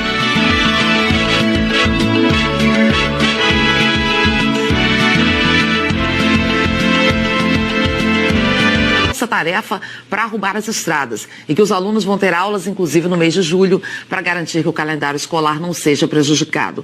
As prefeituras de Juarina e Ananás informaram que têm feito a manutenção das estradas, mas que a chuva tem atrapalhado o serviço. Bom, hoje começamos o último dia, hoje a gente começou o dia, né? No verão, mas é o último dia do verão, vamos terminar o dia hoje no outono. Para aproveitar o finzinho desse sol, Isabela Camargo não está no estúdio, está tomando sol na rua, né? No início, vai falar do início dessa estação do outono. Bom dia, Isabela. Oi, Chico, Ana, bom dia a todos. Sim, vim aqui para pertinho da natureza, então, para falar sobre a mudança da estação. Para alegria de uns, tristeza de outros, o outono começa às 1h15 da tarde, oficialmente. Esse horário é definido pela astronomia. E é um momento em que o hemisfério norte e o hemisfério sul recebem a mesma quantidade solar, por isso, equinócio de outono. Na prática, gente, a partir de agora, todo o país começa a ter menos chuva, ou seja, começa a ficar mais seco. E o centro centro-sul, principalmente, começa a ficar mais frio. As temperaturas do norte, do nordeste, não alteram tanto. Então, vocês vão ver no mapa. A gente está saindo de um padrão do verão em que só as regiões serranas tinham temperaturas mínimas mais baixas e a partir de agora, então, região sul e sudeste começam já a sentir aquele friozinho de manhã. Então é o seguinte, como nós vamos começar a falar muito de temperatura, nós viemos aqui para a Estação Meteorológica da USP, aqui na capital paulista, para te mostrar algumas curiosidades em torno das medições das temperaturas oficiais. Está vendo essa casinha aqui? É um abrigo meteorológico, segue padrões internacionais para garantir valores bem confiáveis. É de madeira, fica a 1,5 metro do chão, olha só, e dentro dela nós tivemos autorização aqui para mostrar para vocês, tem vários equipamentos em que os meteorologistas tomam nota de hora em hora, temperatura, umidade relativa do ar, aí eles pegam todas essas informações, colocam num banco de dados que é enviado para os centros de pesquisa, os centros que fazem as previsões meteorológicas. Além disso, os meteorologistas também observam as nuvens no céu, elas dizem muito, né, sobre o que vai acontecer aí durante o dia. Para encerrar, gente, sabe o que é a casinha branca? Para refletir a luz do sol e não reter o calor, que é o que acaba acontecendo nos termômetros do carro, né, e da rua, e que nos dizem, de repente, informações que temperaturas maiores do que as oficiais. Aqui em São Paulo, vocês estão vendo que tem bastante sol, ainda vai ser um dia típico de verão, com pancadas de chuva só à tarde. E aí eu separei para vocês, então, a previsão para o restante do país. O sol brilha o dia inteiro em parte do sul do Rio Grande do Sul, do Espírito Santo, passando pelo Nordeste Mineiro até o interior da Bahia e do centro-leste de Alagoas até o Rio Grande do Norte. No restante do país, se é caso de continuar com os processos que podem cassar o mandato deles. Ainda assim, se for essa decisão, o plenário tem que concordar. Agora vamos à resposta oficial da presidência da Câmara. Em relação ao deputado Paulo Maluf, a mesa diretora aguarda a manifestação da Corregedoria para tomar uma decisão. Quanto ao deputado Celso Jacob, a Câmara vai aguardar que o Superior Tribunal de Justiça decida sobre um recurso do parlamentar para depois convocar o suplente. Mas os direitos relativos ao mandato estão suspensos desde o dia 21 de dezembro. Já sobre o deputado João Rodrigues, segundo a mesa diretora, não houve a suspensão dos pagamentos porque o deputado ainda está oficialmente no exercício do mandato. Mas há desconto proporcional às faltas. Nós não conseguimos contato com as defesas dos deputados presidiários. Ana, Chico... Tinha que ser automático, né, Fábio? Foi preso, suspende os benefícios todos, até porque, como você bem lembrou, os deputados estão recebendo auxílio moradia e, no entanto, estão com o apartamento ali garantido dentro da cadeia, né? Já tem moradia garantida, não precisava mais, né? Obrigada, viu, Fábio? Até já. Até. Olha, por causa da chuva constante, desde o começo do ano, centenas de alunos não conseguem chegar à escola no estado do Tocantins. Algumas prefeituras chegaram até a suspender as aulas, porque estradas da zona rural se transformaram em rios. Para chegar à escola em Ananás, no norte do Tocantins, 60 estudantes atravessam um rio que invadiu a estrada. Tá vendo a situação que nós levamos aqui para poder estudar, dar um futuro melhor para os nossos filhos? A situação se repete em outras regiões do estado. Em Juarina, o único ônibus que ainda faz o transporte não passa neste trecho e os alunos precisam atravessar o córrego, escorados na cerca ou por dentro da água. Todos os dias esse sacrifício. Daí a gente precisa estar passando assim, no córrego, atravessando eles. Em Formoso do Araguaia, a prefeitura suspendeu as aulas até abril por causa das condições das estradas. Chove intenso desde o início do ano. Eu acho ruim, né? Porque a gente está sendo prejudicado. Infelizmente, por causa de um trecho de estrada de 13 quilômetros aproximadamente, eles estão sem aula. Em Peixe, 8 escolas que atendem mais de 1.300 alunos estão fechadas por decisão da prefeitura. O caminho dos estudantes ficou coberto por água e lama. Para tentar escoar toda essa água que encobre as estradas rurais da região, maquinários estão sendo usados para a abertura desses canais no meio da floresta. Essa tem sido a única alternativa para dar passagem para a água da chuva. A Secretaria de Educação de Peixe admitiu falta de segurança para transportar os alunos, mas de todos os momentos, os bons e os ruins. E é esse um dos motivos que tornam o tratamento tão difícil. Mais de 70% 60% dos 30 milhões de fumantes brasileiros já tentaram parar, a maioria preocupada com a saúde. Nós conversamos pela internet com o presidente da fundação americana que fez a pesquisa. Ele diz que o número de fumantes vem caindo no Brasil, graças a várias medidas, como a proibição de propaganda, os avisos de saúde até nos maços e o aumento de impostos. Mas ele acredita que não adianta só ajudar as pessoas a parar de fumar. É preciso evitar que os mais novos comecem. A pesquisa mostra ainda quais os hábitos que os fumantes mais associam ao cigarro. No Brasil, ao acordar, depois das refeições e junto com o café. A dona Vilma tem fumado cada vez menos, depois que descobriu um entupimento de artéria, um enfisema e ainda nódulos no pulmão. A força para largar o vício de 45 anos vem do tratamento em grupo. Eu creio em Deus que eu vou voltar aqui e vou falar, gente, eu parei de fumar. E eu queria que você estivesse muito aqui para me falar, se lembra aquela entrevista? Eu não fumo mais. Não tenho vontade, não vou voltar mais a fumar. Boa sorte. Olha, a pesquisa trouxe um dado preocupante também. Em 2016, de cada 10 cigarros vendidos, 4 eram contrabandeados, que têm mais bactérias, fungos do que os outros. Chico e Ana. Ainda aumenta o perigo, né? Obrigada, viu, Rodrigo? Até mais. Até já. E olha, ainda na área da saúde, a Câmara dos Deputados está discutindo um projeto que torna obrigatório o treinamento de primeiros socorros de professores e funcionários de escolas. Fábio, o curioso é que esse projeto é resultado de uma campanha de uma família, né, que perdeu o filho exatamente quando ele passou mal na escola.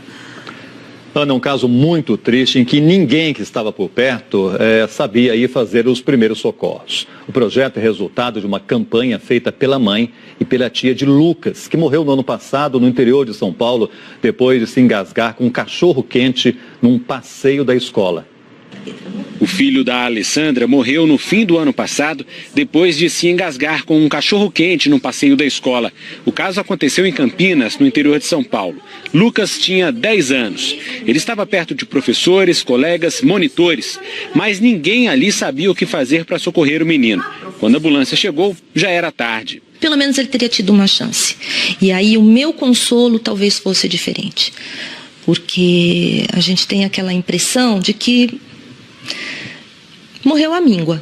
Desde a morte do Lucas, a família tem se engajado para que profissionais da área de educação recebam treinamentos de primeiros socorros.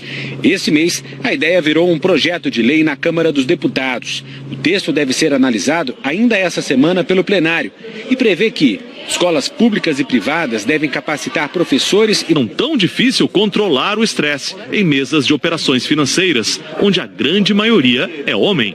O economista Luiz Fernando Roxo lembra bem das noites de insônia. A cabeça ficava 1000 por hora e o corpo morto e não conseguia dormir. Ficava até 1h30, 2 da manhã pensando bobagem, resolvendo os problemas do mundo. Acordava cansado e não conseguia resolver os problemas do mundo. Foi aí que ele descobriu a meditação e mudou a vida dele. Perdeu peso e passou a dormir melhor. Você vai respirar cada vez mais longo. E aí você está muito consciente, ouvindo tudo que está acontecendo, os problemas e as ideias passam na cabeça, mas não ficam, elas vão embora como uma nuvem, e você fica muito mais consciente de tudo que está acontecendo. Nós somos cercados pelo estresse, por situações estressantes, por pessoas estressadas. Mas o remédio é fácil de ser achado, está aqui dentro. Roxo, dá para meditar aqui na Avenida Paulista, um dos lugares mais agitados de São Paulo? Claro que dá para meditar em qualquer lugar. Podemos sentar aqui, ó, nesse banquinho e meditar agora, vamos lá? Vamos experimentar? Vamos sim. Bora!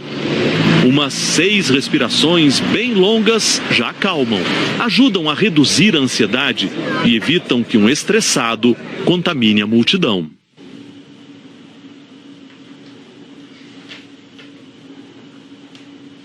Seis respirações. No caso das ratas que chegaram estressadas no grupo, o contato com as outras ratas reduziu a tensão pela metade. Ou seja, Chico Pinheiro, a Ana Paula Araújo, ela neutraliza o seu estresse. Muito bem. Tô aqui meditando, você mandou essa paz toda aqui pra gente, Rodrigo, muito bom. Agora, olha, infelizmente, as notícias... Mas tá difícil de desestressar com as notícias que a gente tem dado aqui. Essas não, mas me deixa aí, gostei dessa. Todos os dias a gente podia adotar essa aí, 6 respirações. É muito pra contrabalançar. Falando em notícia estressante... Só isso, o maestro Tom Jobim dizia que o barulho de fora não deve interferir na música de dentro. É isso. Toca. Falando em notícia estressante, olha essa que está chegando aqui de Mato Grosso do Sul. Os 3 maiores hospitais públicos de Campo Grande não têm vagas disponíveis na UTI. Muitos pacientes são obrigados a esperar pela internação, ficando em postos de saúde, e alguns só conseguem transferência com a ajuda da Justiça. A fila de macas toma todo o corredor do pronto atendimento do Hospital Universitário de Campo Grande, um dos principais da capital. 28 pessoas estão aqui à espera de vaga para internação. A dona Conceição tem trombose e está mais de uma semana no corredor. Ele não dorme direito, né? Não é muito bom não. Mas a gente vai empurrando, né? Tem outro jeito, né? Não tem outro jeito.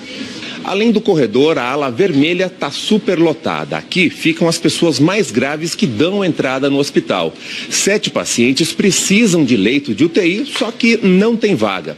O ideal seria que os pacientes ficassem num espaço como esse por no máximo 24 horas. No trânsito no corredor norte-sul? Vamos lá. Ah, Felipe Guedes está lá. Diga, Guedes. Oi, Rodrigo, Glória, a gente está aqui na região da Luz, tá de olho realmente no trânsito aqui do Corredor Norte-Sul, e não tá nada fácil a vida do motorista que sai da Zona Norte, quer ir pro centro, pra Zona Sul agora. Dá uma olhada na fila, o anda e para danado, mais para do que anda.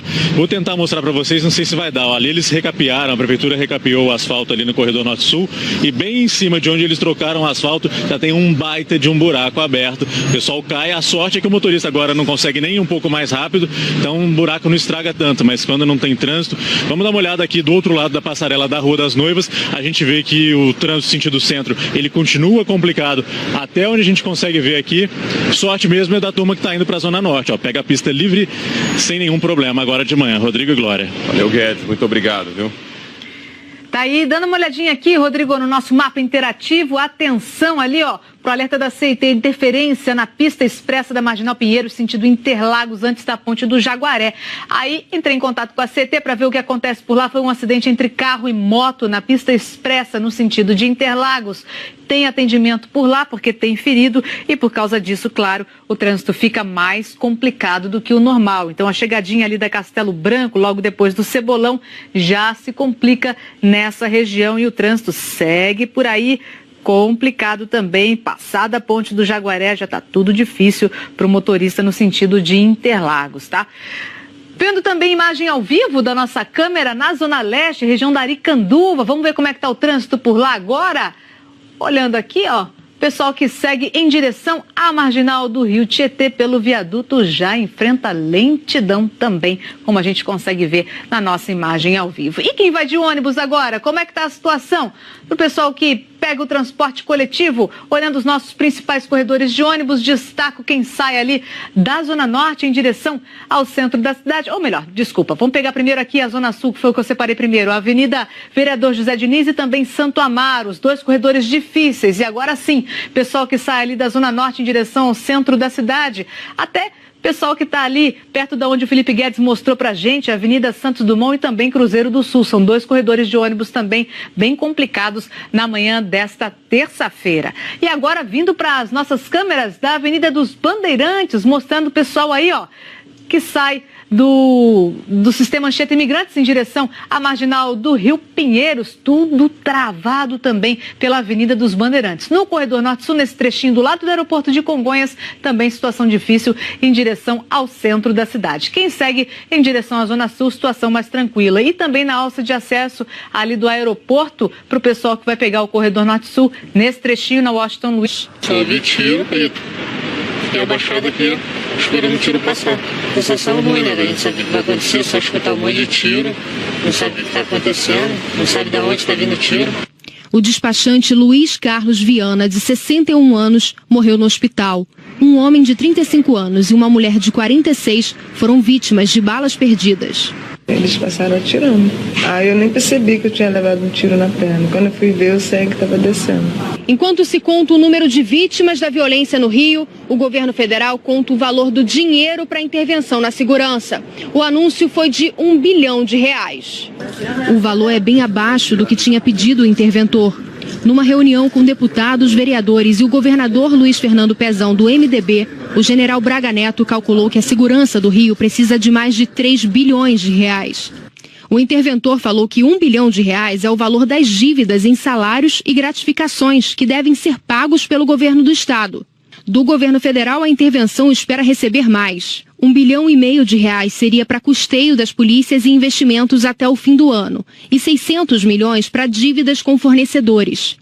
Segundo parlamentares que participaram do encontro, o general Braga Neto disse que as prioridades são dinheiro para inteligência, viaturas e material da Polícia Civil, carros, equipamentos e treinamento da Polícia Militar, além de mais recursos para melhorar o monitoramento nos presídios. Me pareceram ter, obviamente, ainda a necessidade de aprimoramento, principalmente no aprimoramento da questão orçamentária e, obviamente, das ações que serão continuar sendo realizadas pelo gabinete. Dinheiro totalmente insuficiente, mal dá para pagar as dívidas. Agora, além desse R$1 bilhão para a intervenção na segurança do Rio, especificamente, o governo federal disse que pode destinar até R$4 bilhões para o Ministério da Segurança Pública. Bem, uma medida provisória sobre esse assunto deve ser publicada ainda essa semana. Há pouco a gente falava aqui de preconceito, de desrespeito, pois tem mais. Olha, uma cartilha distribuída pela direção de um hospital em Aracaju provocou revolta e protesto entre as funcionárias. Essa cartilha, esse livrinho, diz como é que elas devem se vestir e até que tipo de maquiagem devem usar. A intenção era homenagear as mulheres. Um bloquinho de notas distribuído às funcionárias do Hospital Universitário de Aracaju. Mas dentro, há regras de comportamento. Uma espécie de cartilha que não agradou. Ele aborda que a mulher não pode se apresentar no local de trabalho com aspecto desleixado, que o esmalte não deve ser vermelho, que a maquiagem, o ideal é que tanto o esmalte como a maquiagem deve ser nude. Tem até tutorial de maquiagem para não errar na cor, nem deixar as olheiras aparentes. Mandato deles. Ainda assim, se for essa decisão, o plenário tem que concordar. Agora vamos à resposta oficial da presidência da Câmara. Em relação ao deputado Paulo Maluf, a mesa diretora aguarda a manifestação da Corregedoria para tomar uma decisão. Quanto ao deputado Celso Jacob, a Câmara vai aguardar que o Superior Tribunal de Justiça decida sobre um recurso do parlamentar para depois convocar o suplente. Mas os direitos relativos ao mandato estão suspensos desde o dia 21 de dezembro. Já sobre o deputado João Rodrigues, segundo a mesa diretora, não houve a suspensão dos pagamentos porque o deputado ainda está oficialmente no exercício do mandato. Mas há desconto proporcional às faltas. Nós não conseguimos contato com as defesas dos deputados presidiários. Ana, Chico... Tinha que ser automático, né, Fábio? Foi preso, suspende os benefícios todos, até porque, como você bem lembrou, os deputados estão recebendo auxílio moradia e, no entanto, estão com o apartamento ali garantido dentro da cadeia, né? Já tem moradia garantida, não precisava mais, né? Obrigada, viu, Fábio? Até já. Até.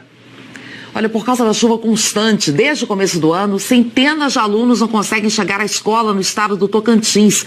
Algumas prefeituras chegaram até a suspender as aulas, porque estradas da zona rural se transformaram em rios.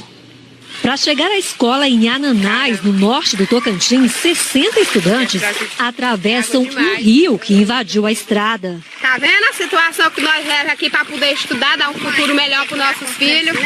A situação se repete em outras regiões do estado. Em Juarina, o único ônibus que ainda faz o transporte não passa neste trecho e os alunos precisam atravessar o córrego, escorados na cerca ou por dentro da água. Todos os dias esse sacrifício. Daí a gente precisa estar passando assim, no córrego, atravessando eles. Em Formoso do Araguaia, a prefeitura suspendeu as aulas até abril por causa das condições das estradas. Chove intenso desde o início do ano. Eu acho ruim, né? Porque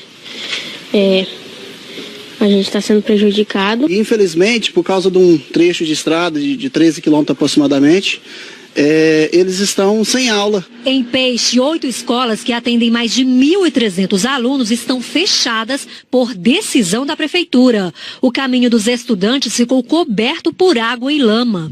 Para tentar escoar toda essa água que encobre as estradas rurais da região, maquinários estão sendo usados para a abertura desses canais no meio da floresta. Essa tem sido a única alternativa para dar passagem para a água da chuva. A Secretaria de Educação de Peixe admitiu falta de segurança para transportar os alunos, mas garantiu que os 200 dias letivos serão cumpridos. A gente vai fazer um calendário. Os tiros feriram também uma criança de 2 anos de idade. O governo federal anunciou que vai destinar R$1 bilhão para a intervenção na segurança pública do Rio. Agora, esse valor é bem abaixo do que o interventor tinha pedido. A segunda-feira terminou com uma criança de 2 anos baleada na barriga na porta de casa.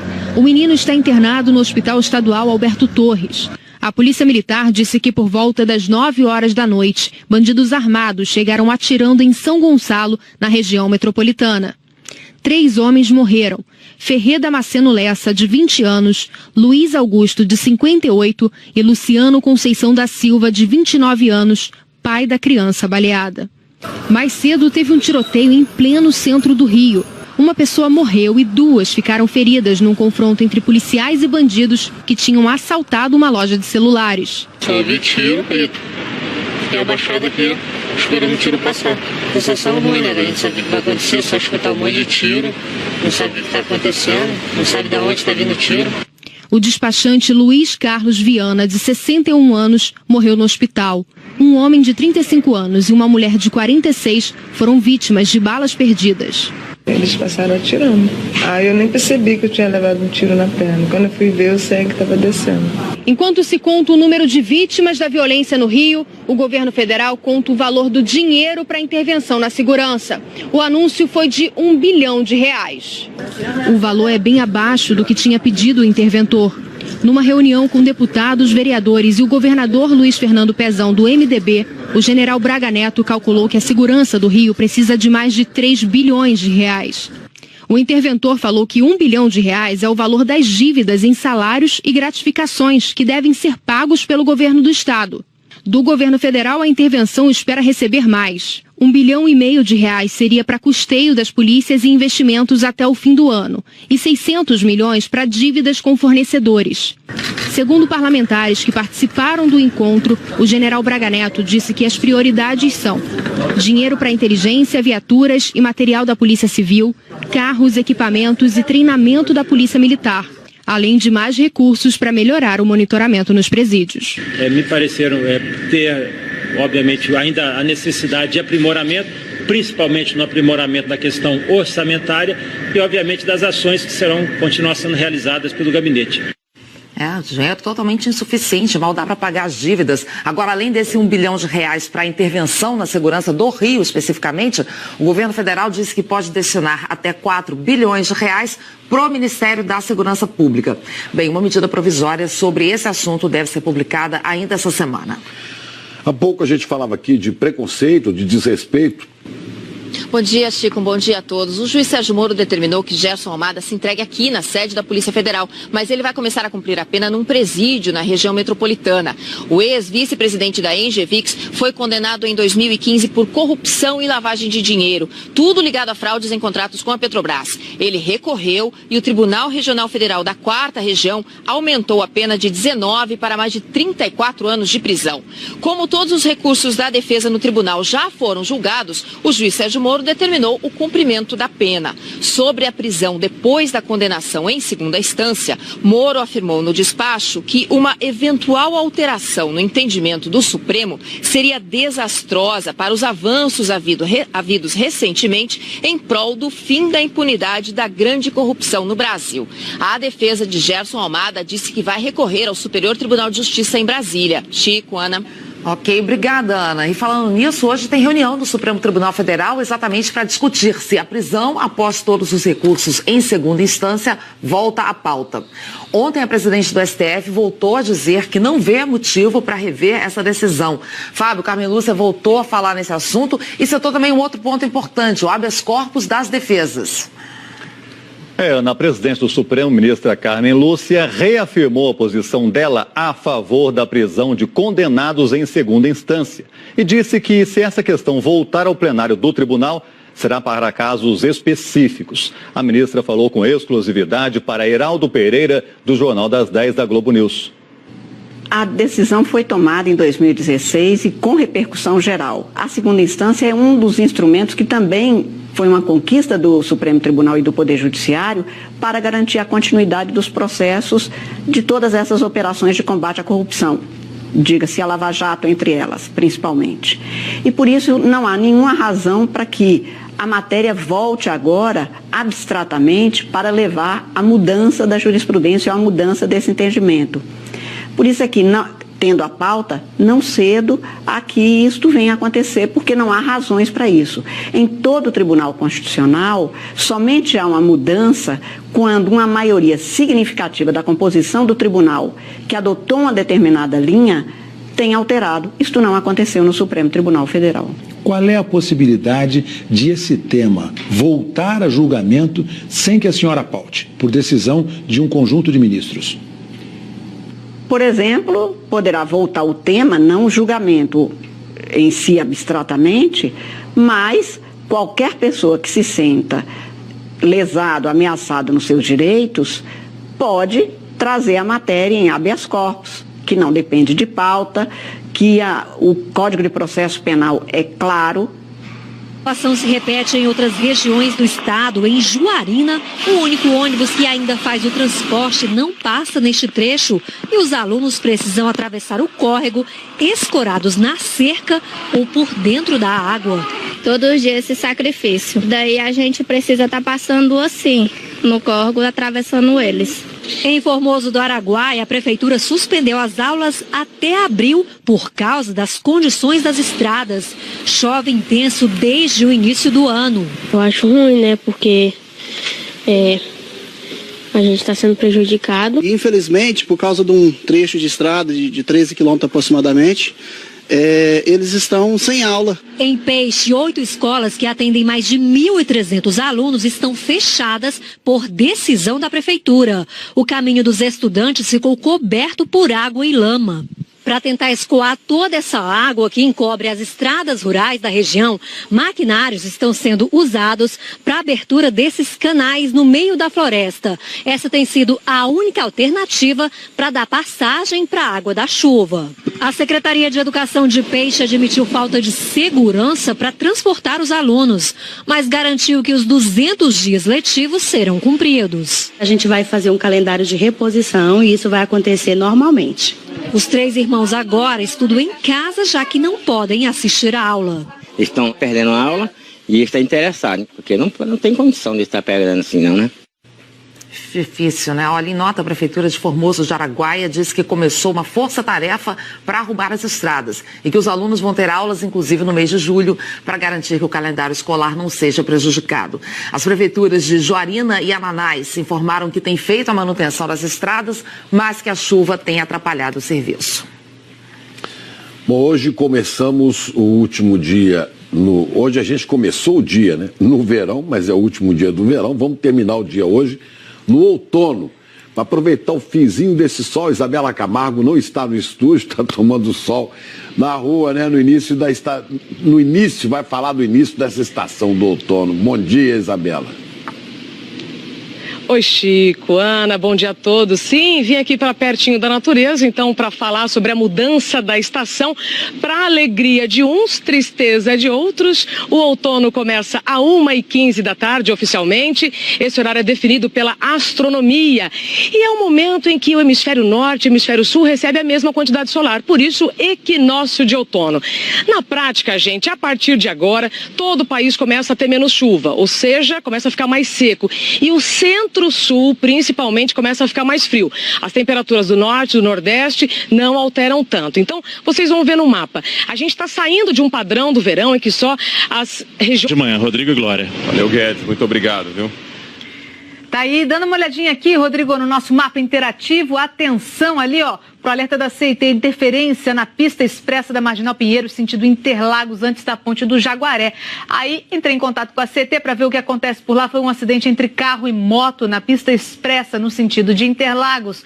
Tem atendimento por lá, porque tem ferido, e por causa disso, claro, o trânsito fica mais complicado do que o normal. Então, a chegadinha ali da Castelo Branco, logo depois do Cebolão, já se complica nessa região e o trânsito segue por aí complicado também. Passada a ponte do Jaguaré, já está tudo difícil para o motorista no sentido de Interlagos, tá?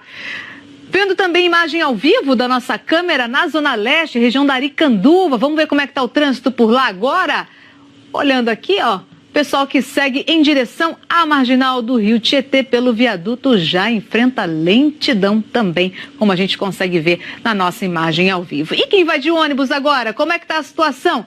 Para o pessoal que pega o transporte coletivo, olhando os nossos principais corredores de ônibus, destaco quem sai ali da Zona Norte em direção ao centro da cidade. Ou melhor, desculpa, vamos pegar primeiro aqui a Zona Sul, que foi o que eu separei primeiro. A Avenida Vereador José Diniz e também Santo Amaro, os dois corredores difíceis. E agora sim, pessoal que sai ali da Zona Norte em direção ao centro da cidade, até pessoal que está ali perto de onde o Felipe Guedes mostrou para a gente, a Avenida Santos Dumont e também Cruzeiro do Sul. São dois corredores de ônibus também bem complicados na manhã desta terça-feira. E agora vindo para as nossas câmeras da Avenida dos Bandeirantes, mostrando o pessoal aí, ó, que sai do sistema Anchieta Imigrantes em direção à marginal do Rio Pinheiros, tudo travado também pela Avenida dos Bandeirantes. No corredor Norte-Sul, nesse trechinho do lado do aeroporto de Congonhas, também situação difícil em direção ao centro da cidade. Quem segue em direção à Zona Sul, situação mais tranquila. E também na alça de acesso ali do aeroporto, para o pessoal que vai pegar o corredor Norte-Sul, nesse trechinho na Washington Luiz,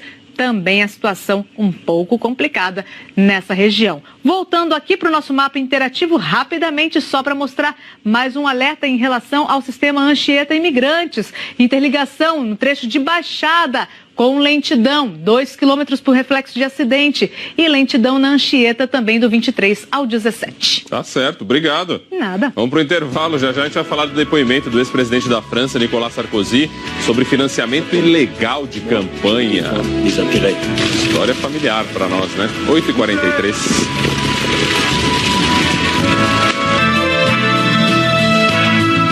Um acidente durante a noite deixou 3 pessoas feridas em Jaboatão dos Guararapes, região metropolitana do Recife.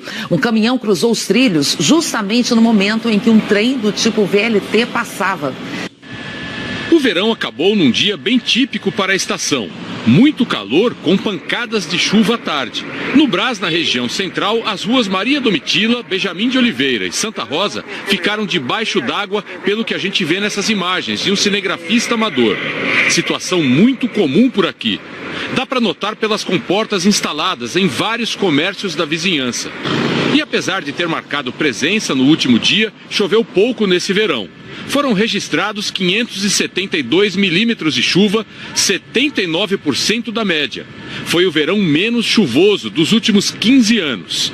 Fevereiro foi o principal vilão. Foi o mais seco desde 2005 e o terceiro menos chuvoso desde que as medições do Instituto Nacional de Meteorologia começaram em 1943. Agora, março, a gente retomou um pouco essas pancadas de chuva, mas assim, na conta final, o verão 2017-2018, ele termina devendo chuva, não só para a cidade de São Paulo, mas para a maioria das áreas do estado de São Paulo. Vamos dar uma atualizada na previsão do tempo para hoje. Isabela Camargo no telão hoje. Diga, Isa. Tudo bem, Rodrigo? Vim aqui pertinho da natureza para comemorar, né? A mudança da estação. Outono começa oficialmente só às 1h15 da tarde. Esse é um horário que muita gente tem curiosidade, mas é determinado pela astronomia, tá? Agora, aqui na estação meteorológica da USP, que nós estamos na Zona Sul, tá fazendo 25 graus, mas como não tá ventando, né? Vocês podem ver que meu cabelo tá aqui bonitinho, paradinho, mas tá muito abafado. A umidade do ar tá em torno de 75%. Essas informações eu sei porque elas estão guardadas, tá? Dentro dessa casinha meteorológica. Mas a previsão aí nesse último dia, né? Nessa última manhã de verão, ainda de muito calor, com pancadas de chuva à tarde. Aí a partir de amanhã nós vamos atualizando aí o que vai acontecer na próxima estação. Rodrigo? Tá bom, Isa, muito obrigado, viu? Bom dia pra você. Um intervalinho, pessoal, a gente vai falar já do treino da seleção pro amistoso contra a Rússia, lá na casa deles, no frio. E também notícias de São Paulo, agora 8h35. A gente volta já. Prefeitura de São Paulo vai reenviar parte dos boletos do IPTU deste ano para pagamento parcelado. É só para os carnês com vencimento entre os dias 1 e 9. A Prefeitura disse que houve um erro nos códigos de barras. Para os boletos com outras datas, tudo continua igual. Diga, Glória, 8h40 agora. Vamos dar uma olhadinha no trânsito no corredor Norte-Sul? Vamos lá. Ah, Felipe Guedes está lá. Diga, Guedes. Oi, Rodrigo, Glória, a gente está aqui na região da Luz, tá de olho realmente no trânsito aqui do Corredor Norte-Sul e não tá nada fácil a vida do motorista que sai da Zona Norte, quer ir para o centro, para a Zona Sul agora. Dá uma olhada na fila, o de síndrome de Down. A desembargadora prossegue, abre aspas. Aí me perguntei, o que será que essa professora ensina a quem? Esperem um momento que fui ali me matar e já volto, tá? Fecha aspas. A Federação Brasileira das Associações de Síndrome de Down divulgou ontem uma nota de repúdio ao que chamou de demonstração de preconceito da desembargadora Marília Castro Neves em relação às pessoas com síndrome de Down. Já a professora Débora Araújo de Seabra de Moura escreveu a seguinte resposta para a desembargadora. Abre aspas. Só quero dizer que tenho síndrome de Down e sou professor auxiliar de crianças de uma escola de Natal, Rio Grande do Norte. Eu ensino muitas coisas às crianças. A principal é que elas sejam educadas, tenham respeito às outras, aceitem as diferenças de cada uma, ajudem a quem precisa mais. O que eu acho mais importante de tudo isso é ensinar a incluir as crianças e todo mundo para acabar com o preconceito, porque é crime. Fecha aspas. Tá aí a professora já dando uma aula para a desembargadora Marília Castro Neves, né? Que parece não saber a lei, né? Discriminação, calúnia, difamação, tudo isso é crime. A desembargadora pergunta o que ela ensina exatamente isso, ensina a não ter preconceito, ensina a respeitar o outro. E aproveitando, lembrar que amanhã é o Dia Internacional da Síndrome de Down, o dia 21 de março. É bom a desembargadora saber, há várias palestras sobre a síndrome de Down, que não é uma doença, que é alteração genética. Há peças de teatro com pessoas que têm a síndrome de Down e workshops para pais das crianças com síndrome de Down, workshop também que certamente é útil para pessoas que têm esse tipo de preconceito. Agora, a sociedade espera um pronunciamento, uma posição do Conselho Nacional de Justiça e de outras entidades. Não é possível que pessoas com esse tipo de visão, com esses olhos, julguem e definam a vida de outros num cargo tão sério, tão nobre quanto o de desembargador. Vamos seguir falando da violência no Rio. Olha, parece notícia repetida, mas não é, infelizmente. Mais 3 pessoas morreram baleadas no estado do Rio de Janeiro ontem à noite. As vítimas foram atingidas quando um grupo passou num carro atirando. Isso foi em São Gonçalo, que é na região metropolitana. Os tiros feriram também uma criança de 2 anos de idade. O governo federal anunciou que vai destinar R$1 bilhão para a intervenção na segurança pública do Rio. Agora, esse valor é bem abaixo do que o interventor tinha pedido. A segunda-feira terminou com uma criança de 2 anos baleada na barriga na porta de casa. O menino está internado no Hospital Estadual Alberto Torres. A polícia